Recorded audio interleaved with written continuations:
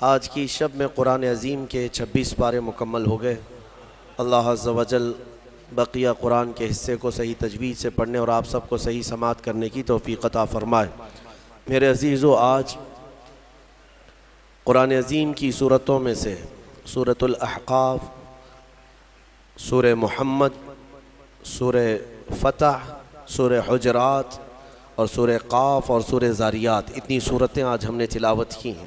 سورہ ذاریات کا کچھ حصہ، اس میں شروع میں جو سورۃ الاحقاف ہے اور اس کے بعد سورہ محمد ہے، میرے آقا صلی اللہ تعالیٰ علیہ وسلم کے نام پاک سے پوری سورہ آئی ہے اور آپ کا ذکر پاک بھی اس سورہ میں آیا ہے۔ اور اس کے بعد جو اہم بات ہے وہ سورہ فتح کی۔ اللہ تبارک و تعالیٰ نے اس میں بشارت دی اپنے حبیب پاک صلی اللہ علیہ وسلم کو، اِنَّا فَتَحْنَا لَكَ فَتْحًا مُبِينًا، بے شک ہم نے آپ کو روشن فتح عطا کی۔ یہ کب کی بات ہے؟ کس فتح کی بات کی جا رہی ہے؟ یہ فتح مکہ کی بات ہے۔ حالانکہ ایک سال پہلے حضور پاک صلی اللہ تعالیٰ علیہ وسلم عمرہ کے لیے آئے، لیکن مکہ کے کفار و مشرکین نے آپ کو عمرہ کرنے سے روک دیا، مکہ میں اندر آنے نہیں دیا۔ 35 کلومیٹر دور ہی رسول پاک صلی اللہ تعالیٰ علیہ وسلم اور ان کے ساتھ تقریباً 1400 صحابہ تھے، سب کا راستہ روک لیا۔ یہ سن 6 ہجری کی بات تھی۔ یہ حدیبیہ کے مقام پر حضور صلی اللہ تعالیٰ علیہ وسلم کو روک دیا گیا۔ پھر اس کے بعد ایگریمنٹ ہوا، صلح ہوئی دونوں فریقین کے بیچ، مکہ والوں کے اور حضور پاک صلی اللہ علیہ وسلم کے۔ میں نے اس سے قبل بھی یہ صلح حدیبیہ کی بات آپ تک پہنچائی ہے اور میں نے شاید تفسیر میں بھی اس کو عرض کیا ہے۔ اس میں ایگریمنٹ میں یہ تھا کہ آپ اس سال عمرہ نہیں کریں گے اور احرام یہیں سے اتار کر کے واپس جائیں گے۔ بہت ساری اس میں شقیں تھیں ایگریمنٹ میں جو لکھی گئی تھیں صلح نامے پر، وہ یہ تھی کہ مکہ سے اگر کوئی مدینے بھاگ کر کے آئے تو آپ اسے واپس ہمارے حوالے کریں گے، لیکن مدینے سے کوئی آیا ہمارے پاس تو ہم اس کو واپس نہیں کریں گے۔ یہ سب زور زبردستی والی شقیں تھیں اور سب پر رسول کریم صلی اللہ تعالیٰ علیہ وسلم کو وہ صلح نامے پر دستخط کروا رہے تھے۔ ہو گئی صلح۔ نبی پاک صلی اللہ تعالیٰ علیہ وسلم کے صحابہ جو ہے کشمکش میں تھے کہ ایسے ان کفار و مشرکین سے دب کے کیوں صلح کی جا رہی ہے؟ کیا ہماری طاقت نہیں؟ جب ہم 313 تھے تب ان کے پرخچے اڑا دیے، آج ہم 1400 کی تعداد میں اور قریب آئے ہیں، ان کی اینٹ سے اینٹ بجا دیں گے، ان کے دانت کھٹے کر دیں گے۔ صحابہ میں جوش تھا لیکن منع تھا کہ جنگ کی غرض سے آئے نہیں تھے۔ تو جب رسول پاک صلی اللہ تعالیٰ علیہ وسلم واپس جانے لگے مدینہ طیبہ، میرے عزیزوں یہ 6 ہجری کی بات ہے، اللہ تبارک و تعالیٰ نے اپنے حبیب پاک صلی اللہ علیہ وسلم پر یہ سورہ اتاری، سورہ فتح۔ اے محبوب، ہم نے آپ کو روشن فتح عطا فرمائی، جبکہ بظاہر وہاں کیا لگ رہا تھا؟ صلح، دب کر کے صلح ہوئی، عمرہ کرنے نہیں دیے، مکہ جانے نہیں دیے، بیچ راستے سے واپس بھیج دیے۔ اور قرآن کہہ رہا ہے محبوب ہم نے آپ کو روشن فتح عطا کی۔ یہ کون سی فتح ہے؟ وہی 1 سال بعد ہونے والی فتح کی بشارت پہلے ہی میرے رب نے رسول کو عطا فرمائی تھی۔ 1 سال نہیں گزرا تھا، 7ویں ہجری، پھر میرے آقا صلی اللہ تعالیٰ علیہ وسلم تشریف لائے۔ اللہ تعالیٰ نے اسی سورہ میں فرمایا لَتَدْخُلُنَّ الْمَسْجِدَ الْحَرَامَ إِنْ شَاءَ اللَّهُ آمِنِينَ مُحَلِّقِينَ رُؤُوسَكُمْ وَمُقَصِّرِينَ لَا تَخَافُونَ۔ اللہ فرماتا ہے ضرور ضرور اے حبیب آپ مسجد حرم میں امن و امان کے ساتھ داخل ہوں گے، آپ ضرور داخل ہوں گے، حلق کرائے ہوئے یا قصر کرائے ہوئے، بالوں کو منڈائے ہوئے آپ مسجد حرم میں ضرور آئیں گے اور کسی بات کا آپ کو خوف نہیں رہے گا۔ یہ پہلے ہی اللہ تبارک و تعالیٰ نے فرمایا کہ ضرور آپ مسجد حرم میں داخل ہوں گے امن و امان کے ساتھ، اور اللہ نے اپنا وعدہ سچ کر دکھایا۔ 1 سال میں ہی نبی مکرم صلی اللہ تعالیٰ علیہ وسلم اپنے صحابہ کے ساتھ پھر مسجد حرم میں داخل ہوئے۔ اس شان سے آئے کہ نہ جنگ و جدال نہ قتل و قتال، صرف نبی اکرم صلی اللہ تعالیٰ علیہ وسلم کی ہی مکہ میں دھوم تھی، بات چل رہی تھی، اور صحابہ اس دن بڑی خوشیوں میں تھے۔ اور میرے عزیزو وہ دن بھی کون سا تھا؟ 20 رمضان المبارک کا تھا۔ رمضان کی 20 تاریخ کو مکہ مکرمہ کی فتح کا وہ عظیم دن ہے. تو اس سورہ فتح میں اللہ تعالیٰ نے اپنے حبیب پاک صلی اللہ تعالیٰ علیہ وسلم کو پہلے ہی خبر فرما دی. اس میں ایک بیعت کا بھی ذکر آیا ہے. اس سورہ میں اللہ تعالیٰ فرماتا ہے لَقَدْ رَضِيَ اللَّهُ عَنِ الْمُؤْمِنِينَ إِذْ يُبَايِعُونَكَ تَحْتَ الشَّجَرَةِ. ہوا کیا تھا؟ ایک درخت کے نیچے حضور پاک صلی اللہ علیہ وسلم نے سارے صحابہ سے بیعت لیا. بیعت اتنا لفظ تو آپ سمجھتے ہیں، اپنے پیر و مرشد کے ہاتھ میں ہاتھ دے کر کے آپ بیعت کرتے ہیں. یہ گناہوں سے توبہ اور عہد کرتے ہیں سیدھے راستے پر چلنے کی. وہ بیعت کون سی تھی؟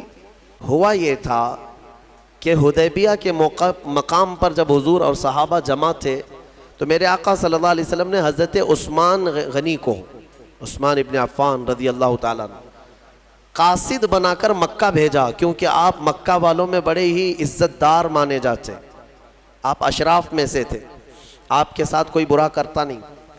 تو آپ کو بھیجا گیا تھا کہ آپ جائیں مکہ کے احوال دیکھ کر کے آئیں، وہاں وہ لوگ کیا کیا میٹنگیں کر چکے ہیں یا کیا حالات ہیں.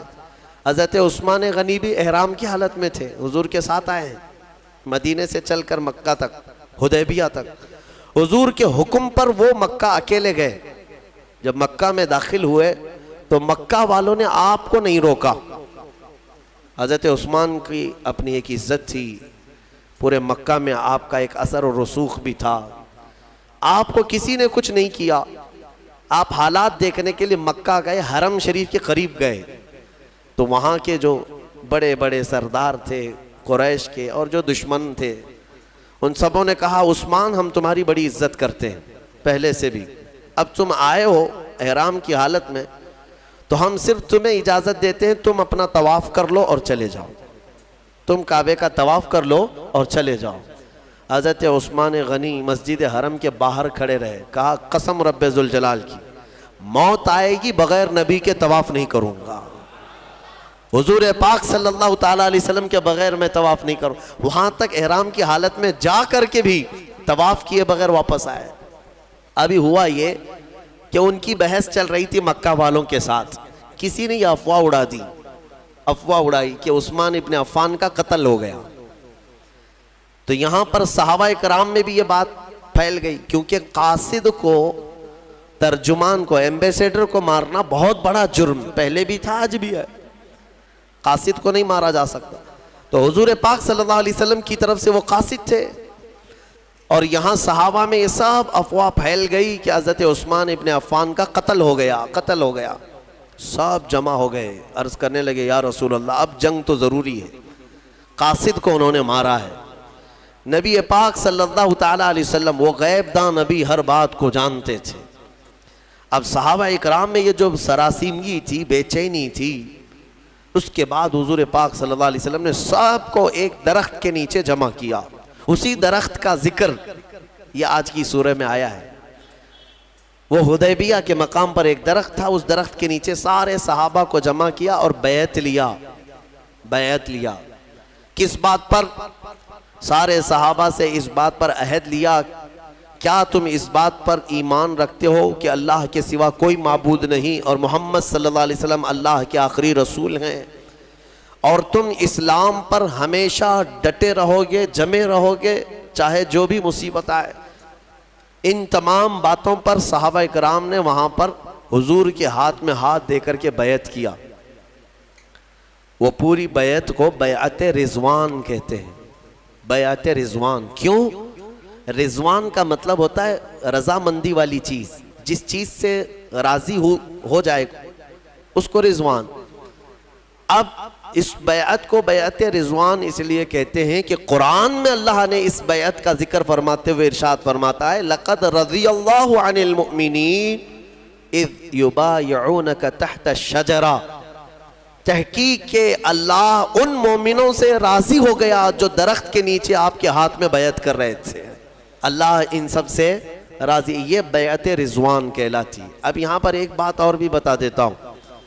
حضور پاک صلی اللہ تعالیٰ علیہ وسلم نے سارے صحابہ سے بیعت تو لیا. عثمان غنی نہیں تھے وہاں پر، وہ مکہ میں تھے. اب یہاں افواہ تو اڑی تھی کہ عثمان ابن عفان کا کیا ہوا ہے؟ قتل ہو گیا ہے، قتل ہو گیا ہے۔ لیکن سارے صحابہ جب بیعت سے فارغ ہوئے تو سنو میرے آقا صلی اللہ علیہ وسلم کیا فرماتے ہیں، ارشاد فرماتے ہیں یہ میرا ہاتھ، اور اپنا بایاں ہاتھ نکال کر فرماتے ہیں یہ عثمان کا ہاتھ، اور عثمان کی طرف سے میں خود اپنے ہاتھ پر بیعت کرتا ہوں۔ اس کا مطلب یہ ہے کہ وہ غیب داں رسول پاک صلی اللہ تعالیٰ علیہ وسلم جانتے تھے کہ عثمان ابن عفان کا قتل نہیں ہوا، وہ عنقریب آنے والے۔ پھر صحابہ نے دیکھا کہ حضرت عثمان غنی صحیح سلامت احرام کی حالت میں واپس آئے، پھر اس کے بعد آنے کے بعد پھر انہوں نے حضرت عثمان غنی نے اپنا ہاتھ پھر حضور کے ہاتھ میں دے کر بیعت کیا۔ لیکن یہ فضیلت حضرت عثمان غنی کی ہے کہ حضور پاک صلی اللہ علیہ وسلم نے اپنے بائیں ہاتھ کو عثمان کا ہاتھ قرار دیا، عثمان ابن عفان کا ہاتھ قرار دیا۔ اور حضرت عثمان غنی رضی اللہ تعالیٰ عنہ کے متعلق یہ بات بھی ملتی ہے کہ آپ نے جب رسول کریم صلی اللہ علیہ وسلم کے ہاتھ میں ہاتھ دے کر کے بیعت کیا تو اس کے بعد وہ اپنے ہاتھ کی اتنی حفاظت کرتے تھے کہ پوری زندگی بھر حضرت عثمان غنی نے اس ہاتھ کو کبھی اپنی شرمگاہ کے قریب تک نہیں کیا۔ حالانکہ جائز ہے آدمی کے لیے استنجا حاجات کے لیے اپنے ہاتھوں کا استعمال کر سکتا ہے نہانے دھونے میں، لیکن حضرت عثمان غنی نے اس ہاتھ کو قریب نہیں کیا، صرف اس لیے کہ یہ ہاتھ میں نے رسول اللہ کے ہاتھ میں دیا ہے۔ یہ ادب صحابہ سے ہی ملے گا تمہیں۔ اس سورہ فتح میں اللہ تعالیٰ نے آخری آیت میں ارشاد فرمایا محمد الرسول اللہ، محمد اللہ کے رسول ہیں، والذین معہ، اور جو ان کے ساتھ ہیں۔ کون ہیں وہ؟ صحابہ اکرام۔ ان کی صفات اللہ تعالیٰ کیسے بیان کر رہا ہے؟ کون لوگ ہیں وہ جو ان کے ساتھ ہیں؟ اور ان کے ساتھ جو ہیں اشداء علی الکفار، کافروں پر بہت سخت ہیں، بھاری ہیں، رحماء بینہم، اور آپس میں بڑے نرم دل ہیں۔ مومنین کے لیے وہ نرم دل ہیں، دشمنوں کے لیے بھاری ہیں۔ تراہم رکعا سجدا، اللہ فرماتا ہے تم ان کو دیکھو گے ہمیشہ رکوع سجدے میں ملیں گے۔ یبتغون فضلا من اللہ ورضوانا، ہمیشہ اللہ کی رضا ڈھونڈتے رہیں گے۔ یہ صحابہ کی اللہ تعالیٰ صفات بیان کر رہا ہے۔ بعض مفسرین نے فرمایا اس آیت میں 4 ٹکڑے ہیں۔ محمد الرسول اللہ کے بعد محمد اللہ کے رسول ہیں، اس کے بعد 4 ٹکڑے، والذین معہ ایک ٹکڑا ہو گیا، اشداء علی الکفار دوسرا، رحماء بینہم تیسرا، تراہم رکعا سجدا چوتھا۔ اب کیا ہی بہترین نفیس تفسیر اس کی گئی ہے۔ فرماتے ہیں والذین معہ کا مطلب ہے اور جو ان کے ساتھ ہیں، اس سے مراد ابو بکر صدیق کی ذات ہے۔ دوسرا ٹکڑا ہے اشداء علی الکفار، کفار پر بہت بھاری ہیں، اس سے مراد عمر ابن خطاب ہے۔ رحماء بینہم، آپس میں بڑے نرم دل ہیں، اس سے مراد عثمان ابن عفان ہے۔ تراہم رکعا سجدا، تم انہیں ہمیشہ رکوع سجدے میں دیکھو گے، اس سے مراد حیدر کرار کی ذات۔ والذین یبتغون فضلا من اللہ ورضوانا، اور فرمایا اللہ، اور وہ ہمیشہ اللہ کی رضا ڈھونڈتے رہتے ہیں، اس سے مراد سارے صحابہ کی ذات ہے۔ یعنی طبقہ در طبقہ یہاں پر بیان کیا گیا ہے۔ عزیزان گرامی، اس سے میں صرف اتنا ہی کہنا چاہوں گا کہ یہ صحابہ کی صفت ہے کہ وہ دشمنوں پر بھاری تھے، آپس میں نرم دل تھے، لیکن یہاں الٹ نہ دیا گیا ہو، اس کو تبدیل کر دیا گیا ہے۔ یہاں اپنوں پر لوگ بھاری ہو گئے، دوسروں پر نرم ہو گئے بہت۔ ہاں، اپنوں کے لیے سخت لہجہ، سخت تیور، معاف نہ کرنا، اور دوسروں کے ہاں جی حضوری، چاپلوسی، تملق، نہ جانے کیا کیا چیزیں ہیں۔ میرے عزیز و صحابہ کی یہ صفات نہیں تھی۔ صحابہ اکرام رضوان اللہ تعالی علیہ مجمعین میں اللہ کے نبی صلی اللہ علیہ وسلم نے ایسی محبت پیدا فرمائی تھی، ایسی آپس میں محبت پیدا فرمائی۔ قرآن ان کی تعریف میں فرماتا ہے کہ بے شک یہ رسول پاک صلی اللہ تعالی علیہ وسلم کے صحابہ جب صف لگاتے ہیں، اللہ ان سے محبت کرتا ہے، جب یہ صف لگاتے ہیں تو ایسے کھڑے ہوتے ہیں جیسے سیسا پلائی ہوئی دیوار کھڑی ہے، کأنہم بنیان مرصوص۔ اللہ فرماتا ہے سیسا پلائی ہوئی دیوار کہ اس میں کوئی سوراخ نہیں ہوتا، کوئی توڑ نہیں سکتا شیشے کی دیوار کو. صحابہ اکرام کی صف کو اللہ فرماتا ہے ایسی مضبوط دیوار کی طرح ان کی صفیں ہوتی ہیں. ایسا اتحاد تھا ان کا، ایسی یونیٹی دیکھنے کو نہیں ملے گی. حضور پاک صلی اللہ تعالیٰ علیہ وسلم نے ان کے دلوں میں جو محبت قائم فرمائی تھی. اور میں آپ کو بتاؤں، حضرت بلال اور حضرت ابو ذر ان دونوں میں تکرار ہوئی بات بات میں. حضرت ابو ذر نے حضرت بلال کو اتنا کہا کہ ایک کالی ماں کے بیٹے، کیونکہ کالے تھے حضرت بلال، تو کالی عورت کے بیٹے اتنا کہا. حضرت بلال کو یہ بات گراں گزری، حضور کے پاس آئے، کہا یا رسول اللہ صلی اللہ علیہ وسلم مجھے ابو ذر نے اس طرح سے کہا ہے، کالی عورت کے بیٹے.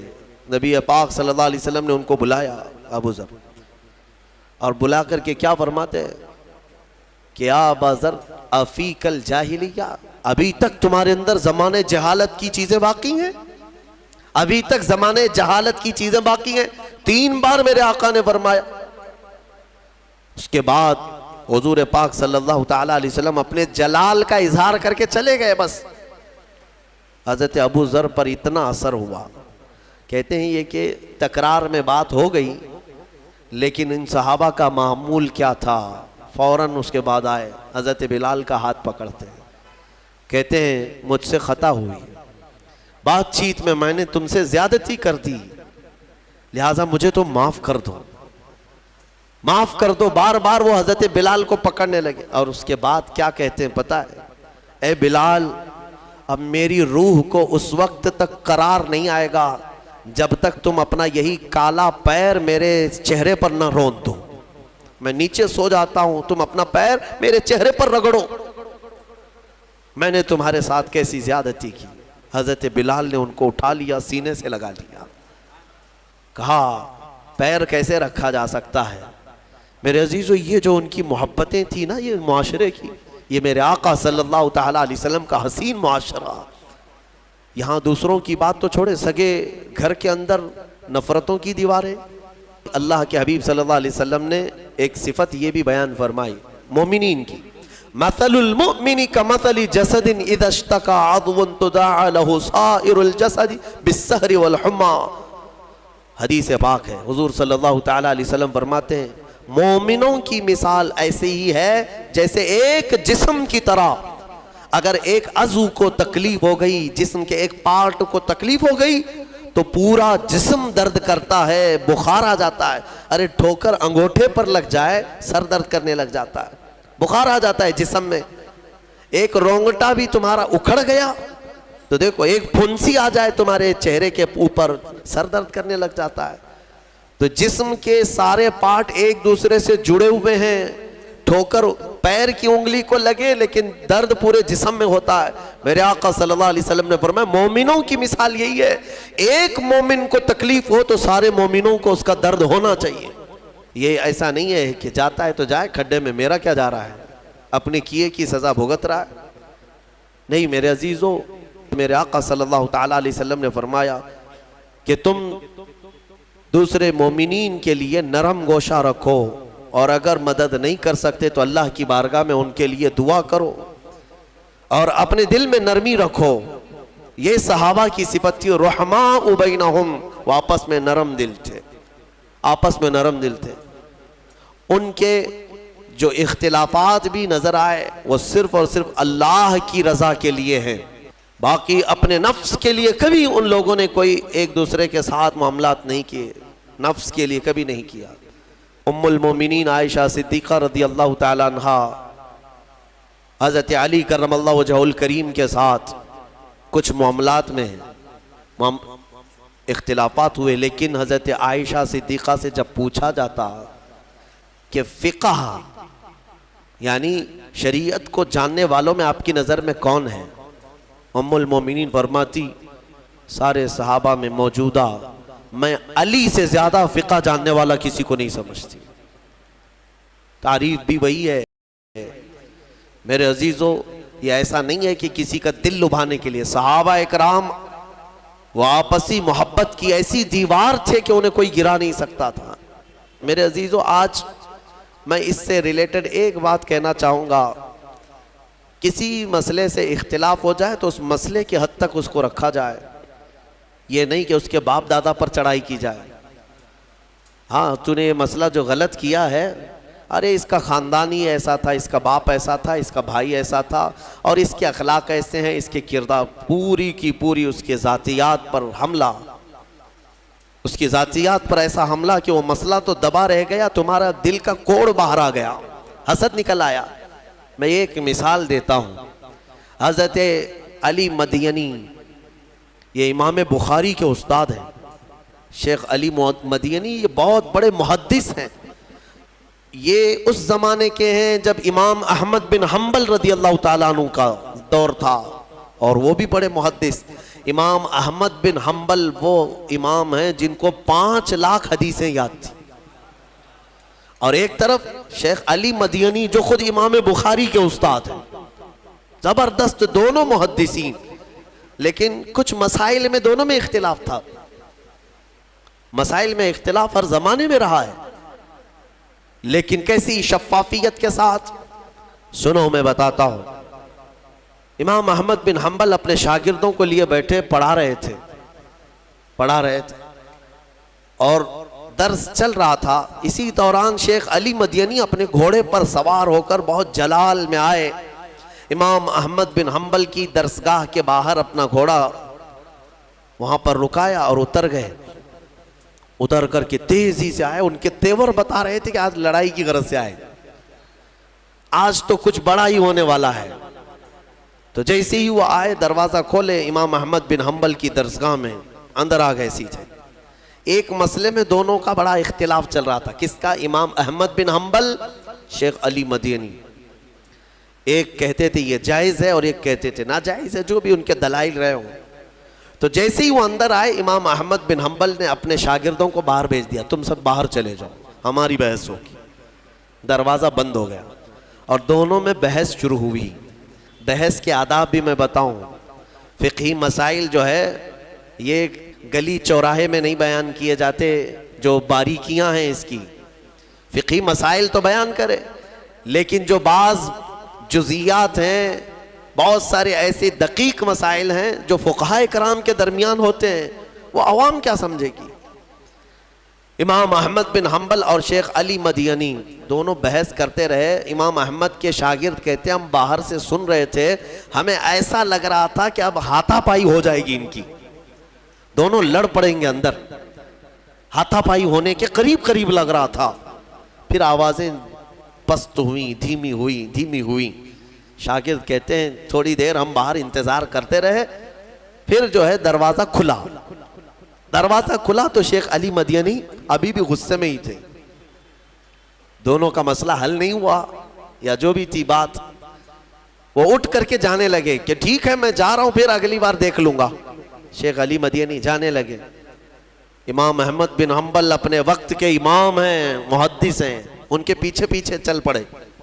توجہ چاہتا ہوں، جب شیخ علی مدینی اپنا گھوڑا آگے کرتے ہیں، گھوڑے پر چڑھنے والے تھے، امام احمد بن حنبل ان کے پیروں کے نیچے اپنے دونوں ہاتھ رکھتے ہیں، ان کے پیروں کے نیچے اپنے دونوں ہاتھ رکھتے ہیں۔ شیخ علی مدینی ان کے پیروں پر ہاتھ رکھ کر کے گھوڑے پر چڑھے، سلام کیا، مصافحہ کیا اور چل پڑے۔ شاگرد کہتے ہیں ہم دیکھ رہے تھے یہ اندر ابھی ہاتھا پائی کی نوبت، اور اس قدر سخت ان کی بحث، اور باہر دیکھو تو یہ گھوڑے پر چڑھنے کے لیے اپنے ہاتھ دے رہے ہیں ان کے پیر کے نیچے۔ امام احمد بن حنبل سے ان کے شاگردوں نے پوچھا کہ حضور یہ کیا بات ہے، وہ آپ سے ان کی جمتی نہیں ہے، اختلاف ہے، اور آپ ان کی سواری پر چڑھنے کے لیے اپنا ہاتھ دے رہے ہیں؟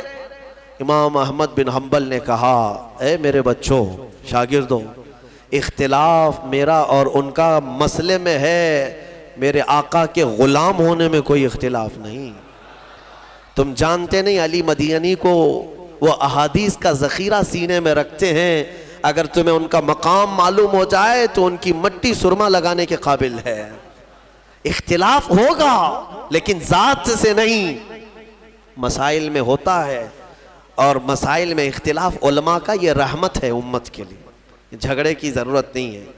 اسی لیے میں عوام کو یہ میسج دینا چاہتا ہوں، بڑے بڑے فقہاء کرام کے درمیان اگر اختلافات کسی مسئلے میں آئیں تو تم جو ہے اس میں رائے مت دینا، 30 مارخاں بنے رہتے ہو. تمہیں کون اجازت دیا ہے؟ علماء کو ناپ رہے ہو، یہ چھوٹا ہے وہ بڑا ہے، یہ محقق چھوٹے ہیں وہ محقق بڑے ہیں. تمہیں پیمانہ بھی معلوم نہیں ہے. ان مسائل میں ان کو دوش نہ ٹھہرائے اور نہ ہی ان کے خلاف بیان بازیاں کریں. یہ امت کے لیے اللہ تعالیٰ نے علماء باعمل صالحین علماء کا اختلاف امت کے لیے اللہ نے رحمت قرار دیا ہے، رحمت ہے. بہرحال یہ اس آیت سے میں آپ کو یہی بتانا چاہوں گا، صحابہ کی صفت کو اپناؤ. وہ کفار پر سخت تھے اور آپس میں نرم دل تھے، آپس میں نرم دل ہیں. اور ایک حدیث میں بتا کر کے ختم کرتا ہوں اس آیت کی تفسیر کو. اللہ کے نبی صلی اللہ علیہ وسلم فرماتے ہیں قیامت کے دن اللہ تعالیٰ کچھ ایسے لوگ ہوں گے جب چلچلاتی ہوئی دھوپ پریشان کر رہی ہوگی، سورج کی تمازت، گرمی، وہاں کسی کو سایہ نہیں ہوگا، لیکن کچھ لوگ ایسے ہوں گے جن کو اللہ اپنے عرش کا سایہ عطا کرے گا. عرش کا سایہ کچھ لوگوں کو ملے گا. وہ کون لوگ ہیں؟ 7 قسم کے لوگ میرے آقا نے گنائے ہیں. اس میں جو ابھی حاضر موضوع ہے وہ میں عرض کرتا ہوں. میرے آقا فرماتے ہیں وہ شخص جو صرف اللہ کے لیے کسی سے محبت کرتا ہے اور اللہ کے لیے کسی سے دشمنی کرتا ہے، اس کی دوستی اور دشمنی صرف اللہ کی لیے ہے، تو میرے آقا فرماتے ہیں کل قیامت کے دن اللہ اس کو عرش کا سایہ عطا فرمائے. تم یاد رکھنا، کسی سے اگر تمہاری دشمنی ہوئی ہے تو کس بات پر؟ وجہ ڈھونڈ لینا. میرا اس سے ٹکراؤ ہوا ہے، میری دشمنی ہوئی ہے، وجہ کیا ہے؟ جائیداد ہے، مار پیٹ ہے، مجھے گالی دیا ہے، کس بنیاد پر؟ ریزن تلاش کر لینا، اس کے بعد پتہ چل جائے گا کہ تمہاری دشمنی کس بیس پر ہے. ہاں اگر کسی سے تمہاری دشمنی اللہ اور اس کے رسول کے لیے ہے تو ٹھیک ہے، اس پر تمہیں اجر ہے، بلکہ وعدہ ہے قیامت کے دن. اور محبت بھی دیکھ لینا، کسی سے تم محبت کر رہے ہو تو کیوں کر رہے ہو؟ کسی سے تم قریب ہوتے جا رہے ہو، اس کی محبت میں فدا ہو تو کیوں ہو؟ یہ توجہ کرنا، ریزن تلاش کرنا. اس سے محبت اس کی خوبصورتی سے کر رہا ہوں، یا اس کے پیسوں کی وجہ سے، یا بڑے منصب والا ہے، یا پھر جو ہے کلاکار ہے، کس وجہ سے اس سے میں محبت کر رہا ہوں؟ ریزن تم بھی ڈھونڈ لینا. ہاں اگر یہ لگے کہ اس سے محبت میں اس لیے کر رہا ہوں کہ اس کے پاس آنے سے مجھے اللہ کی قریب ہونے کا جذبہ پیدا ہوتا ہے اور اللہ کی وجہ سے میں اس سے محبت کر رہا ہوں، میرے نبی کی وجہ سے محبت کر رہا ہوں، تو تمہارے لیے اجر ہے، فضیلت ہے. اللہ تبارک و تعالیٰ اس صفت پر ہمیں قائم ہونے کی توفیق عطا فرمائے. اور سورہ حجرات کی بات میں عرض کر دیتا ہوں، کیونکہ اسے چھوڑنا ہماری آج کی تفسیر بالکل نامکمل ہے. اللہ تعالیٰ فرماتا ہے سورہ حجرات کی شروع کی ہی آیتیں بارگاہ مصطفیٰ کے ادب کے لیے آئی. یا ایھا الذین آمنوا لا تقدموا بین یدی اللہ ورسولہ، اے ایمان والو اللہ اور اس کے رسول سے آگے مت بڑھنا، آگے مت بڑھو، اللہ سے ڈرتے رہو. دوسری آیت ہے یا ایھا الذین آمنوا لا ترفعوا اصواتکم فوق صوت النبی، اے ایمان والو نبی کی آواز پر اپنی آوازیں بلند مت کرو. حضور کے دربار میں بلند آواز سے اگر بات کرو گے تو کیا ہوگا بتاؤ؟ اللہ فرماتا ان تحبط اعمالکم وانتم لا تشعرون، تمہارے سارے اعمال ضائع کر دیے جائیں گے، تمہیں خبر بھی نہیں ہوگی. اور اللہ فرماتا ولا تجہروا لہ بالقول کجہر بعضکم لبعض، اور نبی کو ایسے مت پکارو جیسے آپس میں ایک دوسرے کو پکارتے ہو. جیسے ایک دوسرے کو پکارتے ہو، اے احمد، اے عبداللہ، اے خالد، یہ آپس میں پکارنے کے طریقے ہیں. اسی لیے فقہاء کرام نے فرمایا نبی کو کبھی یا محمد کہہ کر مت پکارو، آپس میں پکارنے کی طرح نہیں. جب بھی رسول کو پکارنا ہو یا حبیب اللہ، یا نبی اللہ، یا رسول اللہ، حضور کے القاب سے پکارو، نام سے ڈائریکٹ پکارنے کی ممانعت ہے. اعلیٰ حضرت رضی اللہ تعالیٰ عنہ نے فرمایا میرے عزیزو یہ بارگاہ رسول کے آداب. یہ آیت کب اتری میں آپ کو بتا دیتا ہوں. ایک صحابی تھے حضرت قیس، کم سنتے تھے، کانوں سے اونچا سننا جس کو کہتے ہیں، کم سنائی دیتا تھا. اور جس کو کم سننے کی عادت ہوتی ہے وہ اونچا بولتا ہے، یعنی بہت زور سے بولتا ہے. اس کو پتہ نہیں ہوتا کہ آواز کتنی نکل رہی. تو حضرت قیس یہ صحابی مجلس میں بیٹھتے ہیں جب صحابہ کے ساتھ, حضور پاک صلی اللہ علیہ وسلم سے کوئی بات ان کو پوچھنا ہوتی تو زور سے پوچھتے, کیا کہا یا رسول اللہ آپ نے؟ حالانکہ وہ ان کا عذر تھا, مگر رب ذوالجلال کو یہ ادا بھی پسند نہیں آئی. عذر ہو تب بھی اللہ نے آیت نازل فرمائی, میرے نبی کے دربار میں آؤ تو بلند آواز سے بات مت کرو ورنہ تمہارے اعمال ضائع ہو جائیں گے. اس صحابی کو جب خبر ہوئی کہ یہ آیت ان کے ہی لیے اتری, بہت روئے, اپنے گھر میں مقید ہو گئے, مجلس میں آنا ہی چھوڑ دیے کہ میں جاؤں گا بے ادبی ہو جائے گی حضور پاک کے دربار کی, میرے سارے اعمال ضائع ہو گئے, سارے اعمال. پھر دوسری آیت نازل ہوئی, اللہ نے فرمایا ان الذین یغضون اصواتهم عند رسول اللہ, بے شک وہ لوگ جو اللہ کے رسول کے سامنے اپنی آوازیں پست کر لیتے ہیں, یعنی دھیمی کر لیتے ہیں. اللہ فرماتا ہے یہ وہ لوگ ہیں جن کے دلوں کو اللہ نے تقوی کے لیے چن لیا ہے. اللہ کی ان کے لیے مغفرت ہے اور اجر عظیم ہے, ان کی معافی کا پروانہ بھی آ گیا, ان کی توبہ کی قبولیت کی بشارت بھی آ گئی. میرے عزیزو اندازہ کرو, عذر ہونے کے بعد بھی حضور کے دربار میں بلند آواز سے بات کرنے کی اجازت نہیں, تو پھر عام لوگ اگر حضور کی بارگاہ میں چلائیں تو یہ کس قدر بے ادبی ہے. یہاں تک کہ فارسی کا یہ مشہور شعر آپ نے سنا ہوگا, ادب گاہیست زیر آسماں از عرش نازکتر, نفس گم کردہ میاں جنید و بایزید جا. لوگوں, آسمان کے نیچے زمین پر ایک ادب کی ایسی جگہ ہے جہاں پر جنید بغدادی اور بایزید بسطامی جیسے اولیاء بھی آتے ہیں تو اپنی سانسوں کو بھی روک لیتے ہیں, سانسوں کو روک لیتے ہیں حضور کے روضے کے بعد, کہ نکلنے والی سانسوں کی آواز سے میرے آقا کی روضے کی بے ادبی نہ ہونے پائے. آج بھی بہت سارے لوگ زیارت کے لیے جاتے ہیں, ہم نے دیکھا ہے, ایک ہاتھ میں چپل ایک ہاتھ میں ویڈیو ہے, فون, حضور پاک کے روضے کی زیارت کرنے آ رہے ہیں. میاں یہ کوئی پکنک پوائنٹ نہیں ہے, یہ کوئی اس طرح دل بہلانے والی جگہ نہیں ہے کہ تم جس انداز سے وہاں پر کھڑے ہو کر کے بے ادبی کر رہے ہو. کیا تمہارا یہ عقیدہ ختم ہو گیا کہ رسول پاک صلی اللہ علیہ وسلم اپنی قبر میں زندہ ہیں؟ نبی پاک صلی اللہ علیہ وسلم اپنے غلاموں کو دیکھ رہے ہیں. میرے عزیزو, یہاں ہم بیٹھے ہوتے ہیں, ایک عالم بھی سامنے بیٹھے تو لوگ ادب سے بیٹھ جاتے ہیں, پیر نہیں پھیلاتے. ہماری حیثیت کیا ہے؟ لیکن تمہارا تصور کیسا ہونا چاہیے جب رسول کے دربار میں جائیں, حضور اگر دیکھ رہے ہوں, ہاتھ پیر, بلکہ اعلیٰ حضرت فاضل بریلوی رضی اللہ تعالیٰ عنہ فرماتے ہیں, حرم کی زمین اور قدم رکھے چلنا, ارے سر کا موقع ہے وہ جانے والے. یہاں تو اگر سر سے چلنے کی طاقت ہوتی تو اعلیٰ حضرت کہتے ہیں میں پیر کے بل نہیں سر کے بل جاتا, اور تم یہاں پر بے ادبی کیا جا رہے ہو. میرے عزیزو, بارگاہ مصطفیٰ میں ایسے کھڑے رہو, ایسا گما دے ان کی ولا میں خدا ہمیں ڈھونڈا کرے پر اپنی خبر کو خبر نہ ہو. یہ کیفیت ہو جانا چاہیے جب بارگاہ مصطفیٰ میں جائیں. اعلیٰ حضرت رضی اللہ تعالیٰ عنہ نے جیسے حاضری دی ہے, میرے عزیزو, ایک دو کی نہیں, یہ مثالیں بہت ہیں. حضور کے دربار میں, حضور کی وفات کے بعد کی بات کر رہا ہوں, مسجد نبوی میں حضرت عمر فاروق رضی اللہ تعالیٰ عنہ بیٹھے ہیں, اور کچھ دور سے آئے ہوئے تھے, یعنی وفد آئے ہوئے تھے, کچھ قبیلے کے لوگ آئے تھے. مسجد نبوی میں وہ لوگ زور زور سے باتیں کر رہے تھے. حضرت عمر فاروق جلال میں آئے, کہا کہ کنکر ہیں, پتھر ہیں؟ تو انہوں نے پتھر اور کنکر منگوائے. کہا کہ ان لوگوں کو بتا دو, اگر وہ اجنبی نہیں ہوتے تو میں ان کنکروں سے ان کے منہ کو مارتا, کہ انہیں پتہ نہیں کہ بارگاہ رسول میں بیٹھے ہیں, مسجد نبوی میں بیٹھے ہیں, بلند آواز سے بات کر رہے ہیں. اور ام المومنین عائشہ صدیقہ رضی اللہ تعالیٰ عنہ کا معمول یہ تھا کہ حضور کے وفات کی بات کر رہا ہوں, حضور کے وفات کے بعد لوگ اگر یہ کہتے ہیں کہ نہیں یہ حضور کی زندگی میں تھے, یہ آداب نہیں.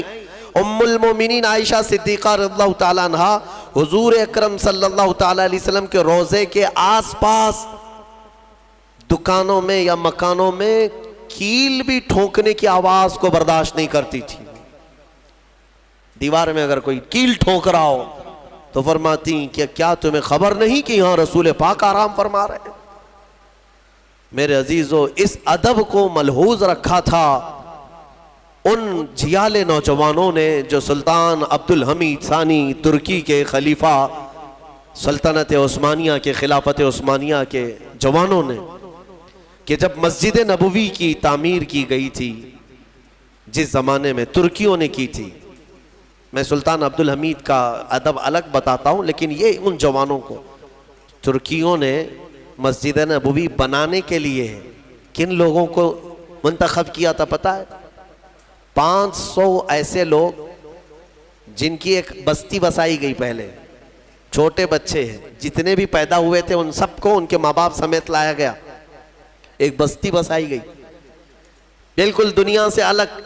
ان 500 بچوں کی تربیت کے لیے مامور کیا گیا کہ یہ دودھ پئیں گے تو قرآن کی تلاوت سنتے ہوئے اور درود پاک پڑھتے ہوئے.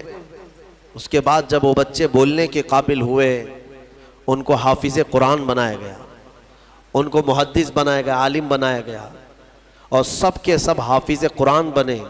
اور پھر ان کو ایک ایک کاریگری سکھائی گئی، کسی کو دیوار بنانے کا، کسی کو بلڈنگ کے میٹیریل کی باریکیاں، کوئی پلمبر، کوئی الیکٹریشین، جو بھی رہے ہوں اس وقت کے حالات، سب کو ایک ایک فن سکھایا گیا. اور یہ 500 یہ معمار تھے. جب یہ جوانی کو پہنچے انہوں نے دنیا نہیں دیکھی تھی، یہ مکمل اسی بستی میں بڑھے اور صرف قرآن کی آواز سنتے تھے اور میرے مصطفیٰ پر درود بھیجتے تھے. ان کو لایا گیا مسجد نبوی بنانے کے لیے. حضور پاک کے روضے کے آس پاس کتنا اہتمام کیا ہوگا انہوں نے اور کتنا ماسٹر پلان.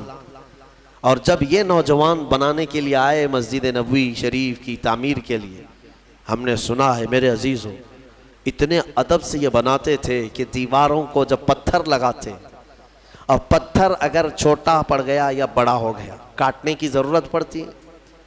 گونڈی لوگ، مستری لوگ جانتے ہیں، کھٹ کھٹ مارتے ہیں اور لگا دیتے ہیں.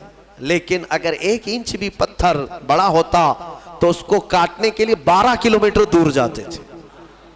مدینے سے 12 کلومیٹر دور وہاں جا کر کے پھر پتھر کو کاٹ کر کے پھر لاتے تھے. پتھروں کے کاٹنے کی، پھوڑنے کی بھی وہ آواز میرے مصطفیٰ کے روضے کے پاس نہیں کرتے تھے. اس شان سے انہوں نے حضور پاک کے روضے کے ارد گرد کی عمارتیں تعمیر کی ہیں. میرے عزیز و ادب اور جو رسول کریم صلی اللہ تعالیٰ علیہ وسلم کی بارگاہ کی ادب میں ہلکا پن کیا، ذرا برابر بھی نقص، وہ ایمان سے ہاتھ دھو بیٹھا، ایمان اس کا چلا گیا. قرآن کہتا ہے لِتُؤْمِنُوا بِاللَّهِ وَرَسُولِهِ وَتُعَزِّرُوهُ وَتُوَقِّرُوهُ. اللہ تبارک و تعالیٰ نے اپنے رسول کو شاہد بنایا، مبشر بنایا، نذیر بنایا تاکہ تم ایمان لاؤ اللہ پر اور اس کے رسول پر، اور اس کے رسول کی خوب تعظیم کرو، خوب تعظیم کرو. اللہ تعالیٰ نے حکم فرمایا مومنین پر اپنے نبی کی خوب تعظیم کرو. الحمدللہ یہ نصیبہ اہل سنت و جماعت کو ملا ہوا ہے کہ جب بھی نبی پاک کا نام آتا ہے ہم ادب کرتے ہیں. اور لوگ یہ پوچھتے ہیں کہ کھڑے ہو کر کے سلام پڑھنا کہاں سے آیا؟ تم چھوٹے موٹے نیتاؤں کے لیے کھڑے ہو جاتے ہو، ہم کائنات کے آقا کے لیے کھڑے ہوتے ہیں. یہ ہمارا ادب ہے، یہ ہمارا ادب ہے. نبی پاک صلی اللہ علیہ وسلم سلام بیٹھ کر کے بھی پڑھ سکتے ہو، سو کے بھی پڑھ سکتے ہو، سلام سب پہنچے گا حضور کو. لیکن دنیا جب یہ جانتی ہے کہ کھڑا ہونا ادب ہے تو ہم بارگاہ مصطفیٰ کا ادب بجا لاتے ہیں، ادب بجا لاتے ہیں. الحمدللہ ہمارے بزرگوں نے ہمیں بچپن سے بارگاہ مصطفیٰ کے آداب ہی سکھائے. اسی لیے میں سب کو یہ نصیحت کر جاتا ہوں میرے عزیزوں، ایسے ویسوں کے چکر میں مت پڑنا. زندگی میں اگر موقع ملے تو ایک بار اعلیٰ حضرت کی حدائق بخشش ضرور پڑھ لینا. اعلیٰ حضرت کی حدائق بخشش پڑھو گے تو تمہارے اندر ادب کا جذبہ آئے گا، ادب کا جذبہ آئے گا. فرماتے ہیں اعلیٰ حضرت مومن وہ ہے جو ان کی تعظیم پہ مرے دل سے. کیا خوب کہا ہے امام نے. ایک شعر میں لفظ سیم ہے، لفظ سیم ہے، آپ خود بھی سمجھ جائیں گے. توجہ میرے الفاظ پر توجہ. مومن وہ ہے جو ان کی تعظیم پہ مرے دل سے، یعنی دل سے وہ نچھاور ہو جائے، حضور کی بارگاہ میں۔ مومن وہ ہے جو ان کی تعظیم پہ مرے دل سے، ارے نجدی بھی کرتا ہے تعظیم مرے دل سے، دونوں جگہ مرے دل سے ہے، لیکن دونوں میں بڑا فرق ہے۔ ایک جگہ مرے دل سے کا مطلب یہ ہے کہ نچھاور ہو جائے دل سے، اور وہ تعظیم کرتا ہے تو سکڑے ہوئے دل سے، مرے ہوئے دل سے، دکھانے کے لیے کرتا ہے۔ مومن وہ ہے جو ان کی تعظیم پہ مرے دل سے، نجدی بھی کرتا ہے تعظیم مرے دل سے۔ اللہ تعالیٰ ان مرے دلوں سے ہماری حفاظت فرمائے، اور اللہ ہمیں ان کی بارگاہ میں اپنا سب کچھ نچھاور کرنے کی توفیق عطا فرمائے۔ بارگاہ مصطفیٰ کا ادب بجا لاؤ میرے عزیزوں، اللہ تعالیٰ ہماری ان مجلسوں کو قبول فرمائے، اور رب قدیر بارگاہ مصطفیٰ کے ادب میں ہمیشہ زندگی عطا فرمائے۔ وآخر دعوانا الحمدللہ رب العالمین۔